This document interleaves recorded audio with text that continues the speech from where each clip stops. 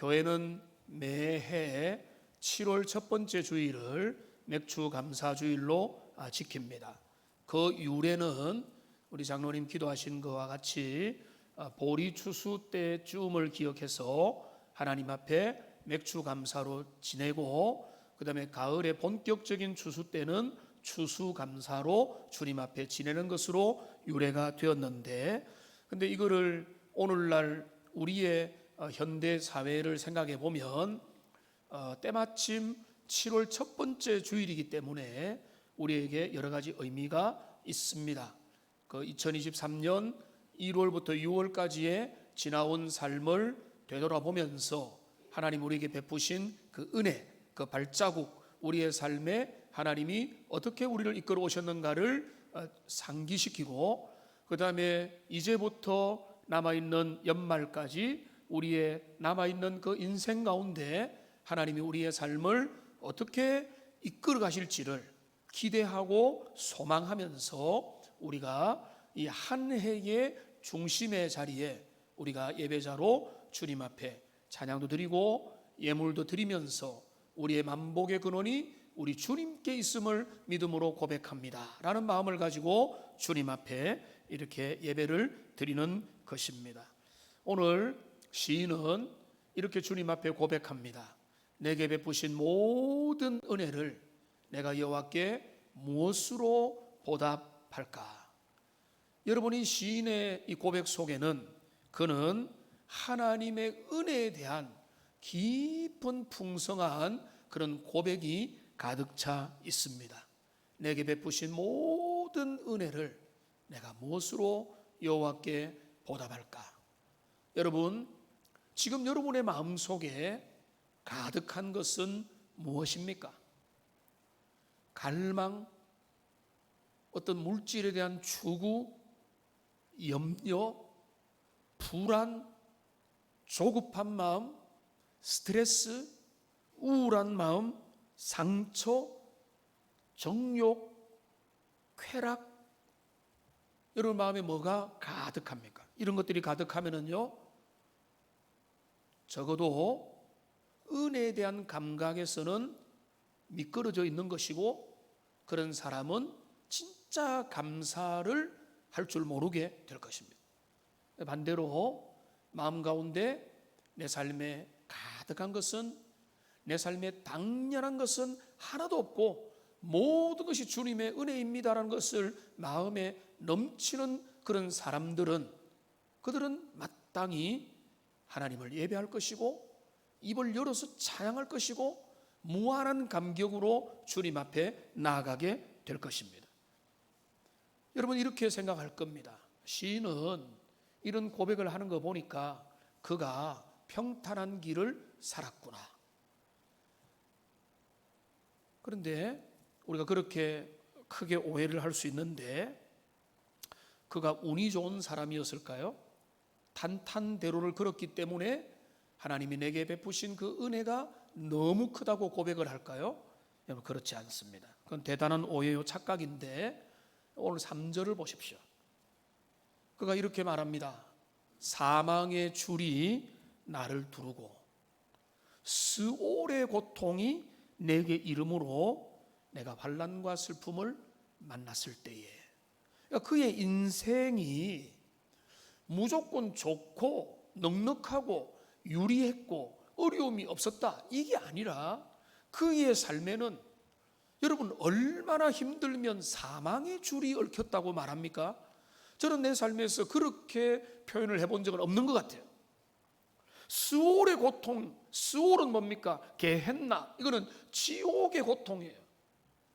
여러분 지옥의 고통을 겪어봤습니까? 시인은 그것을 다 농축해서 뭐라고 이야기하는가 하면 환난과 슬픔이라고 이야기하고 있습니다. 그러니까 지금 시인이 12절에서 내게 베푸신 모든 은혜를 내가 여호와께 어떻게 갚을 건가라는 게, 그가 편안한 삶을 살고 그의 삶에는 온실이었구나, 그러니까 그가 뽀시랍게 자랐으니까 지금 이렇게 하나님 감사합니다 이렇게 하고 있느냐라고 한다면 천만의 말씀이에요.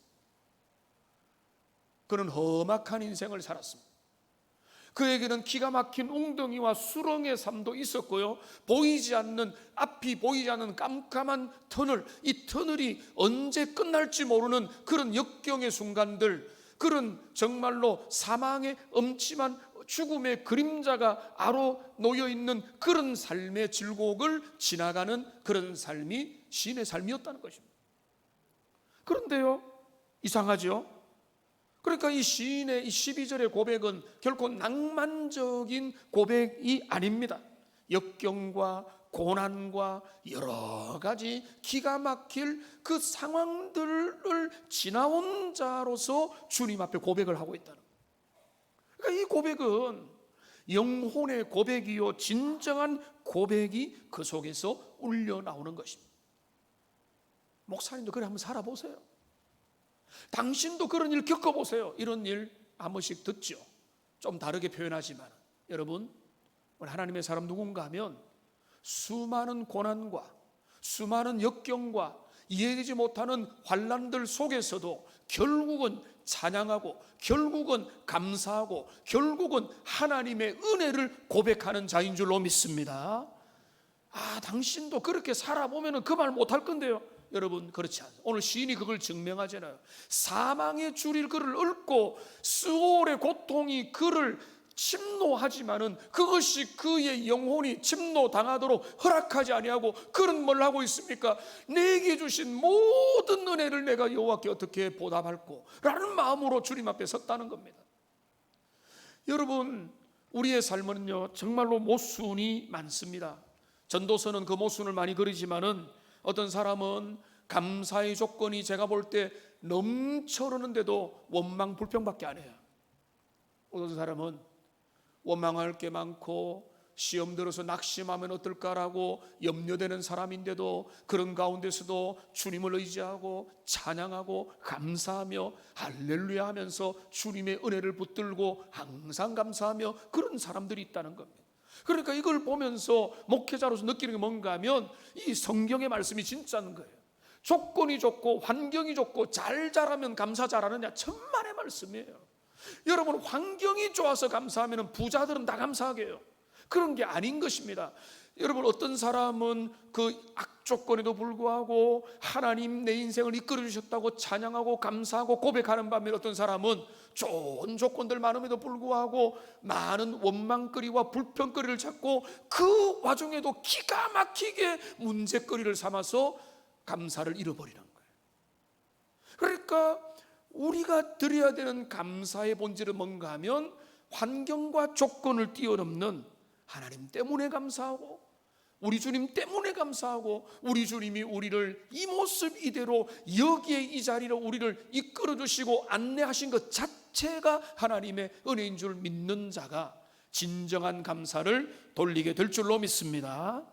그런 은혜가 우리에게 회복되고, 지금 맥주 감사주일에 그런 마음들이 우리에게 넘치기를 원합니다. 자, 12절 말씀으로 앞뒤 연결해서 또 다른 본문에서 여러 번 언급도 하고 이 본문으로 설교도 몇 번 했던 걸로 기억이 납니다. 저는 이 12절 말씀을 떠오르면은 즉각적으로 떠오르는 한 분의 장로님이 계십니다. 강 장로님이신데요, 지금은 천국에 가셨습니다마는 이분은 저와 함께 사역을 또 몇 년 동안 같이 하면서 친밀한 교제도 나누고 정말로 존경받을 만한 이런 장로님이셨는데, 이분이 18번이 이 시편 116편 12절의 고백이에요.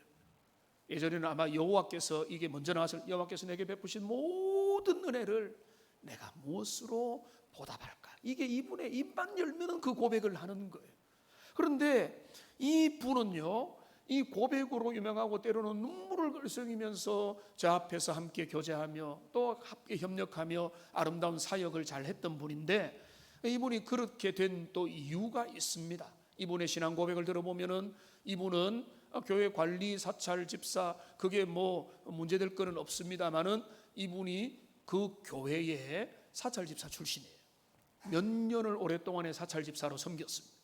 그런데 그 집사로 섬기면서도 하나님께 마음을 두고 은혜를 받고 주님이 주시는 은혜를 따라 섬기고 충성했습니다.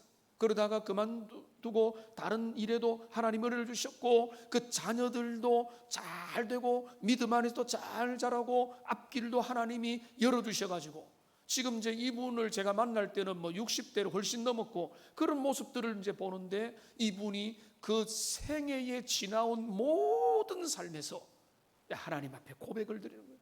여호와께서 내게 베푸신 그 모든 은혜를 내가 무엇으로 보답할 것인가, 이런 그거는 그냥 입으로 그냥 하는 그게 아니라 그 삶에 지나온 모든 순간들이 파노라마처럼 이렇게 다 펼쳐지는 자가 주님이 내 인생을 이끌었다라고 하는 그 고백을 주님 앞에 드리는 것입니다. 또 그 교회도 훌륭하죠.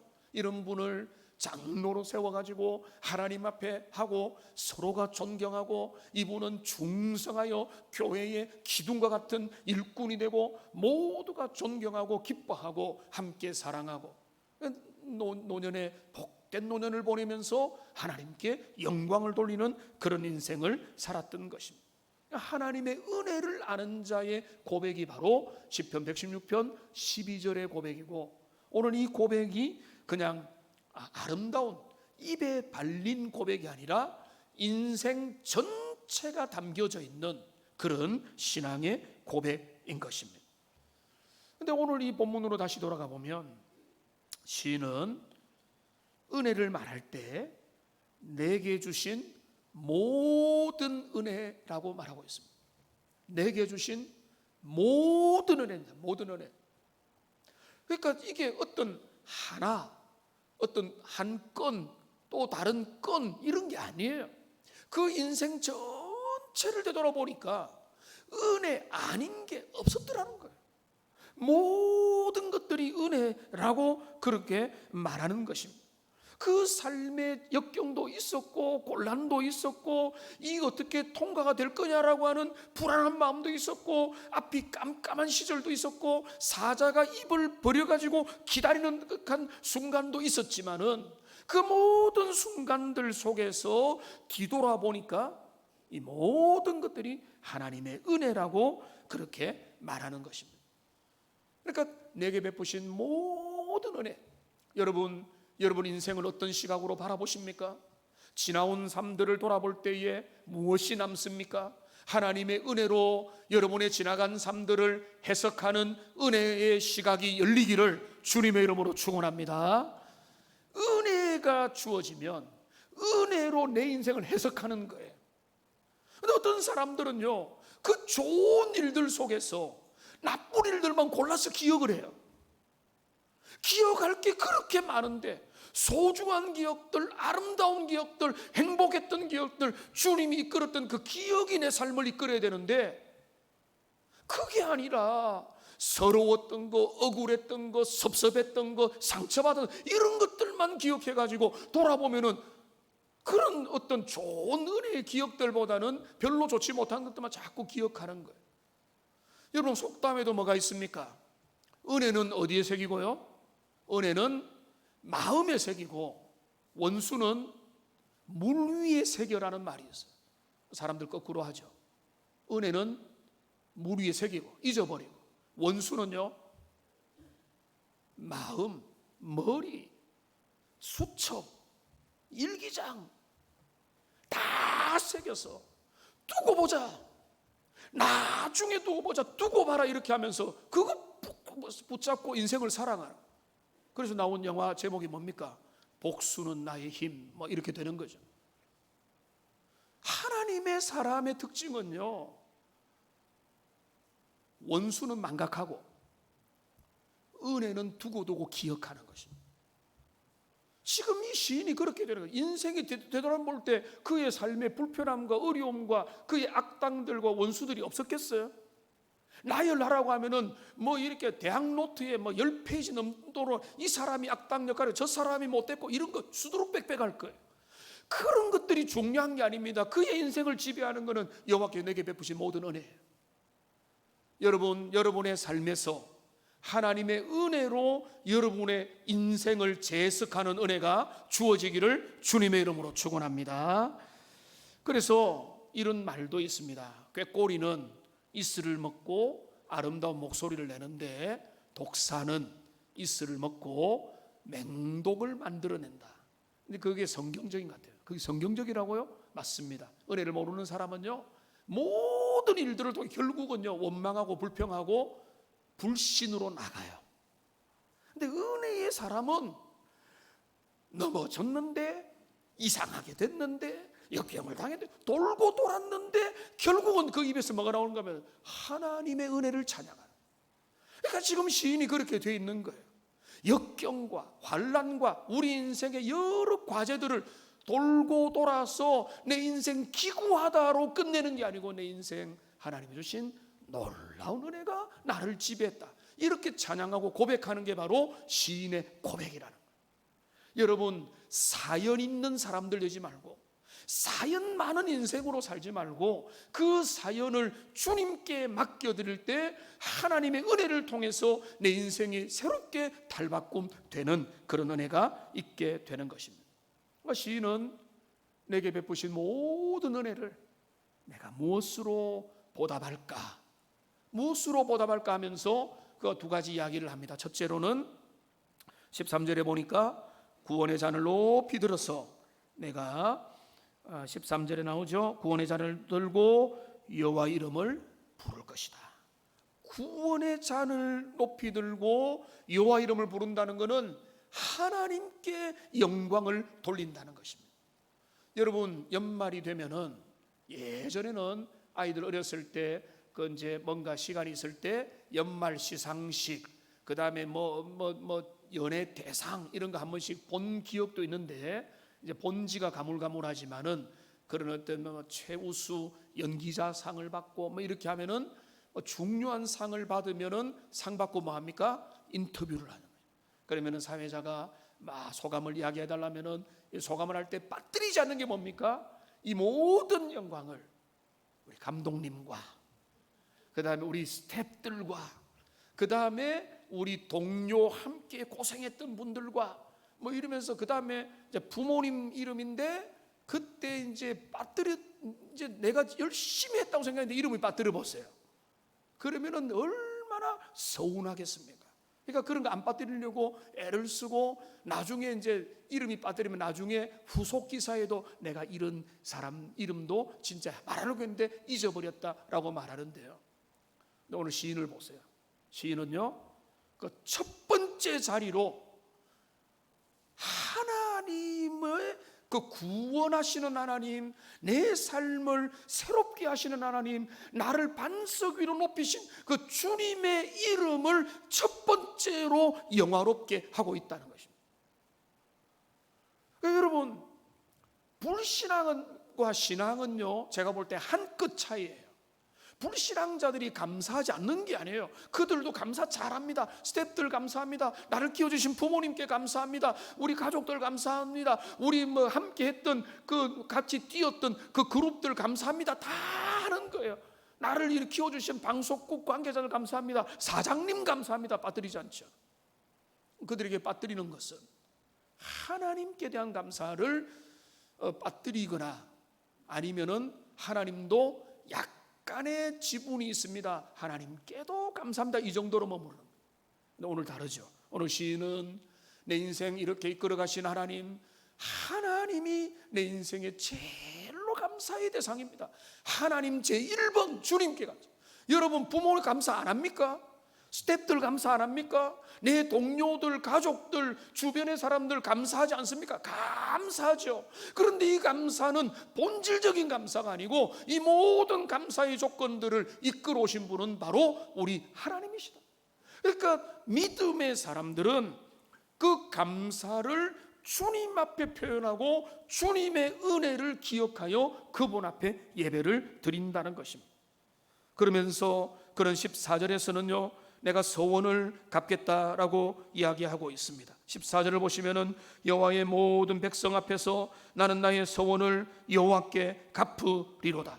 근데 여기 보면은 굳이 백성 앞에서라고 했습니다. 이는 공개적으로 내가 서원을 갚겠다는 겁니다. 공식적으로 약속을 갚아가겠다는 것입니다.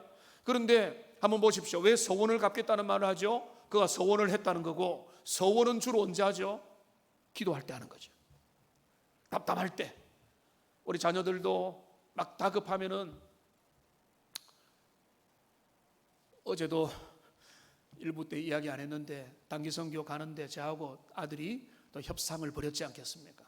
아빠가 보태주기로 한 거 그 이상의 것을 이렇게 저렇게 하면은, 자녀 부모가 또 이제 저주를 모른 척하면서도 저주기도 하고 약속을 하는데 약속을 잘 갚을 겁니다. 그런데 서원을 갚을 것이다. 그러니까 시인이 주님 앞에 기도했다는 거죠. 기도를 할 때, 기도가 그냥 뻔한 기도가 아니고 절망 가운데, 어려움 가운데, 역경 가운데 기도하면은, 기도할 때 뭐 합니까? 하나님 앞에 간구하다 보면은, 주님이 내게 이런 기도 들어주시면은 내가 이렇게 살겠습니다, 저렇게 헌신하겠습니다, 이런 삶으로 돌려드리겠습니다라고 약속도 하고 서원도 하는데, 지금 이 시인이 기특한 믿음의 사람인 것은 그가 기도의 응답을 받고 은혜를 물에 새겨버리고 놓쳐버리는 것이 아니라, 그 응답받은 은혜를 가지고 나는 이제 내 삶에서 하나님께 약속했던 서원을 내가 지키는 삶을 적극적으로 살아가겠습니다라고 주님 앞에 고백을 하는 것입니다. 화장실 들어갈 때 마음 다르고 나올 때 마음이 다른 것이 아니라, 은혜를 잊어버리는 것이 아니라 하나님이 주신 은혜를 기억하고 그 은혜를 감사히 여기면서, 주님, 내가 주님 앞에 찬양하며 헌신하며 주님 앞에 내가 내 마음을 드리겠습니다 라고 지금 시인은 고백하고 있는 것입니다. 그러니까 다급할 때는, 하나님, 내가 주님이 내 기도 들어주시면은 이것도 하겠고 저것도 하겠고 뭐 이렇게 하겠다라고 하는데, 뭔가 평안해지면 어떻게 됩니까? 그 모든 은혜의 기억을 다 잊어버리는, 그리고 내가 잘난 것처럼 내 힘으로 살아가고 내 능력으로 내가 요령이 있어가지고 인생이 잘된 것처럼 오해하고 착각을 한다는 말이에요. 근데 지금 시인은, 믿음의 사람은 그렇게 하지 않는 겁니다. 주님이 내게 주신 은혜를 내가 무엇으로 보답할까? 주님을 예배하리라, 찬양하리라, 서원을 갚으리라. 여러분 17절 18절에도 보십시오. 똑같은 내용을 말하고 있습니다. 감사제를 드릴 것이다, 여호와 이름을 부를 것이다, 서원한 것을 백성들이 보는 앞에서 내가 지킬 것이다. 여러분, 이게 은혜 받은 자의 마땅한 반응인 것입니다. 오늘도 여러분 예물을 가지고 나왔죠. 여러분, 이렇게 은혜를 모르는 자는 교회는 왜 예물을 드리면서 주님 앞에 나오라고 하느냐? 하나님이 시켜서 그런데요. 그런데 그 원리는 뭔가 하면, 너희가 은혜를 헛되이 받지 말라고 하는 의미가 있는 거예요. 너희가 진짜 주님 앞에 감사하다면 너희의 소중한 물질에 내어있지 않음을 보여서 하나님 앞에 너희가 주님께만 매이고 모든 데서는 자유하라. 그 증거로 하나님은 너희가 입으로 때우지 말고 너희의 감사를 마음으로 표현하여 주님 앞에 드려라 라고 말하고 있습니다. 서원은 함부로 하지 말되 서원한 것을 갚는 게 신앙의 실력인 겁니다. 여러분, 사무엘을 기도 응답으로 받았던 한나를 보십시오. 한나는 하나님 앞에 간절한 마음으로 아들을 주시면은 아들의 생애를 주님 앞에 드리겠다라고 헌신을 했는데요, 서약을 했는데요, 아들이 태어났습니다. 얼마나 사랑스러웠겠습니까? 그런데 그 아들을 어떤 사람은 너무한 거 아니냐라고 하겠지만은, 그 아들이 언제 성전으로 맡겨집니까? 저절 땐 바로 직후에. 저절 안 떼면은 엘리 제사장이 애 젖을 먹여야 되는 일이 생기니까 젖을 땐 바로 직후에 아들을 주님 앞에 맡겼습니다. 서원을 지킨 겁니다. 그 서원을 지킬 때에 하나님께서 한나의 삶에 은혜를 주시고 사무엘에게 복을 주셔서 하나님의 전에서 자라난 사무엘이 주님의 그 어두움의 이스라엘을 빛나게 만드는 서광의 역할을 만들고 그 새로운 시대를 여는 그 다윗을 기름 붓는 아름다운 역할을 하는 하나님의 선지자로 쓰임을 받게 된 것입니다. 이 말씀을 듣다가 여러분이 서원했던 것들 기억나면은 그거를 갚으십시오.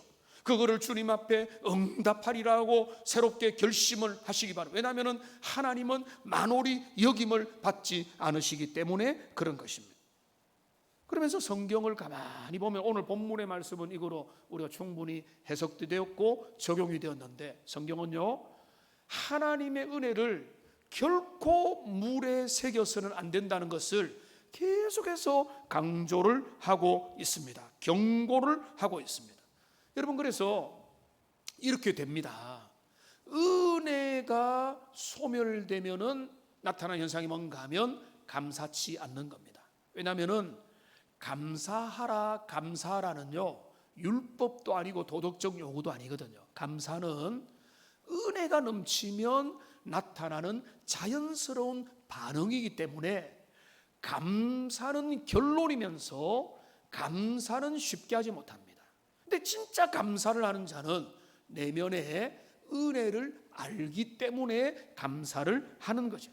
근데 그 감사를 잊어버리지 않을까 염려하고 경고하는 내용이 계속 나오는데 조금 불편할 수 있지만은 성경을 직접 한번 찾아보겠습니다. 신명기 6장으로 가보겠습니다. 271페이지입니다.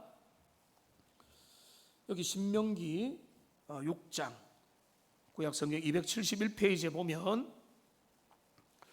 여기 이스라엘 언약 백성을 향해서 하나님이 경고를 주시는데 여기 보십시오. 10절에 내 하나님 여호와께서 내 조상 아브라함과 이삭과 야곱을 향하여 내게 주리라 맹세하신 땅으로 너를 들어가게 하시고 내가 건축하지 아니한 크고 아름다운 성읍을 얻게 하시며 내가 채우지 아니한 아름다운 물건이 가득한 집을 얻게 하시며 내가 파지 아니한 우물을 차지하게 하시며 내가 심지 아니한 포도원과 감람나무를 차지하게 하사 내가 배불리 먹게 하실 때에, 자, 가나안 땅에 들어가서 그들이 먹고 살 의식주들이 하나씩 해결되는데 뭐라고 표현되는가 하면 내가 건축하지 아니한 성읍이라고 말하고 채우지 아니하는 물건이고 파지 아니한 우물이고 심지 아니한 포도원과 감람나무라는 거예요. 근데 우리가 어떻게 생각합니까?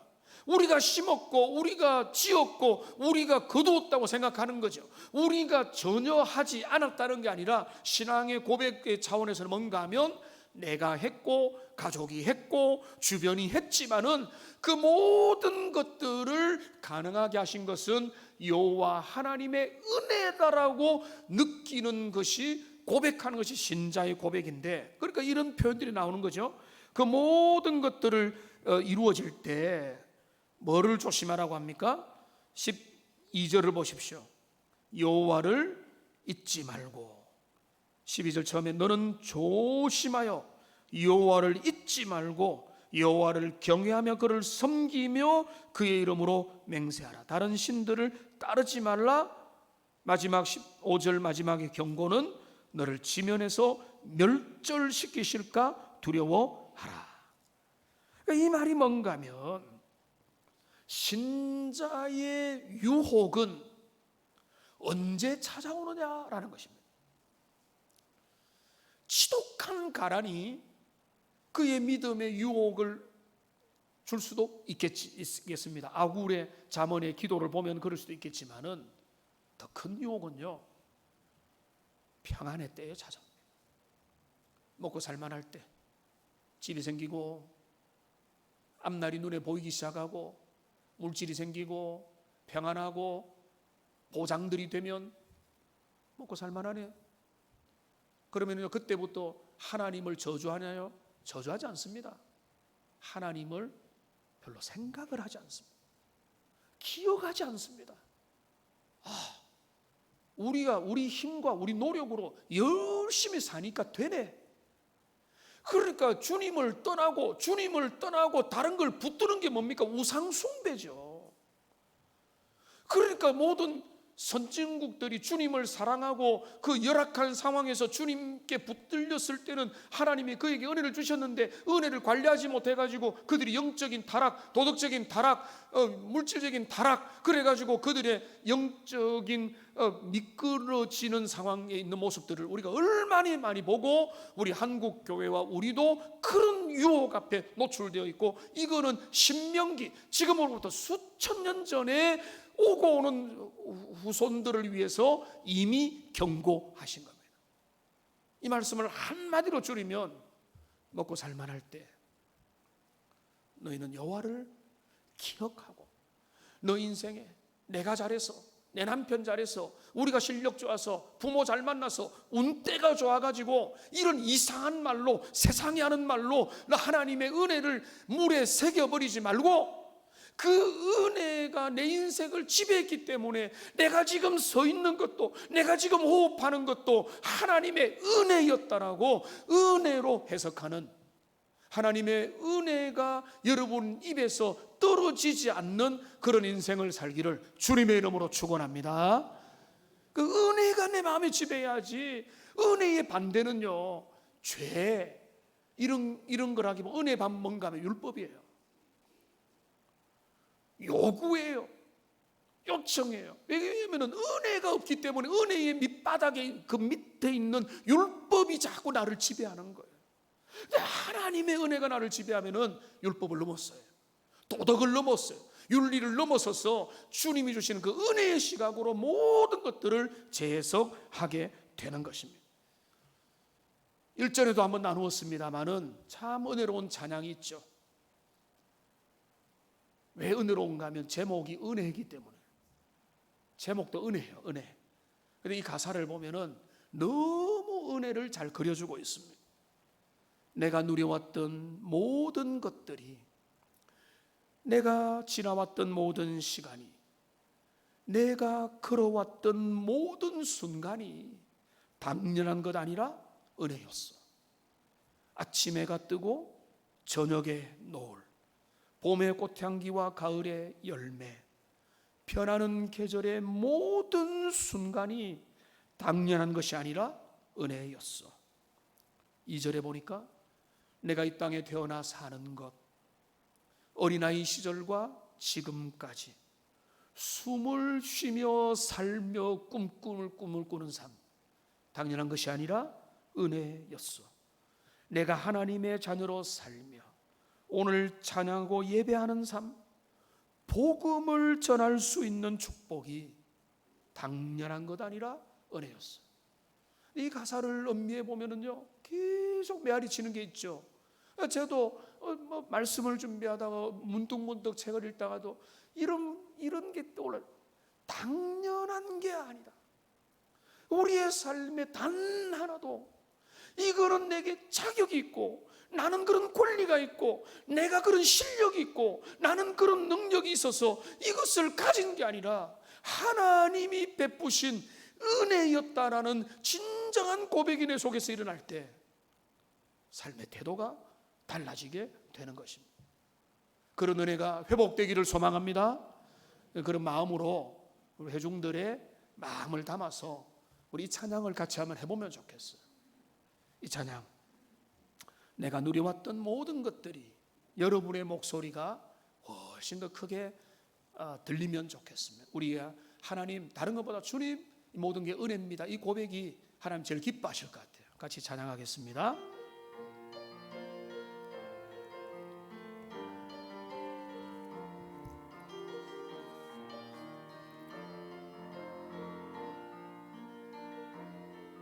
내가 누려왔던 모든 것들이, 내가 지나왔던 모든 순간이, 내가 걸어왔던 모든 순간이 당연한 것 아니라 은혜였어.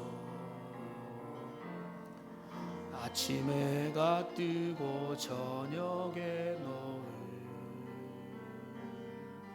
봄의 꽃향기와 가을의 열매, 변하는 계절의 모든 순간이 당연한 것 아니라 은혜였어. 모든 것이 은혜, 은혜, 은혜, 한없는 은혜, 내 삶에 당연한 것 하나도 없었던 것을 모든 것이 은혜, 은혜였소. 내가 이 땅에 내가 이 땅에 태어나 사는 것, 어린아이 시절과 지금까지 숨을 쉬며 살며 꿈을 꾸는 삶, 당연한 것 아니라 은혜였어. 내가 하나님의 자녀로 살며 오늘 찬양하고 예배하는 삶, 복음을 전할 수 있는 축복이 당연한 것 아니라 은혜였어. 모든 것이 은혜, 은혜, 은혜, 한없는 은혜. 내 삶에 당연한 것 하나도 없었던 것을 모든 것이 은혜, 은혜였어. 모든 것이 은혜, 은혜,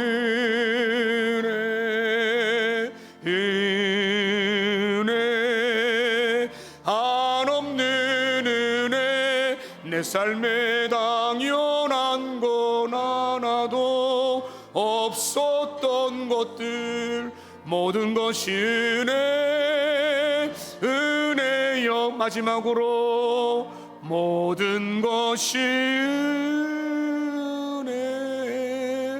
은혜,